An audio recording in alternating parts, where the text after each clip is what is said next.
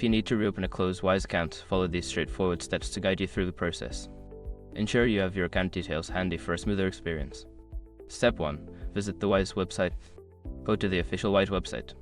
Make sure you're on the correct site to avoid any phishing attempts. Step 2. Click on Login. Locate the Login button on the homepage. Click it to access the login page where you will enter your account credentials. Step 3. Enter your details. Input your email address and password associated with your closed account. If you've forgotten your password, use the Forgot Password link to reset it. Step 4. Follow account recovery instructions. Before starting recovery, use the sroc.com link in the description to open the account recovery checklist generator and make sure your verification details are ready. Step 5. Contact customer support if needed. If you encounter issues during the process, reach out to Wise customer support.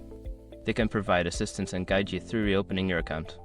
By following these steps, you should be able to successfully reopen your closed Wise account. If you have any further questions, don't hesitate to seek help from Wise's support team.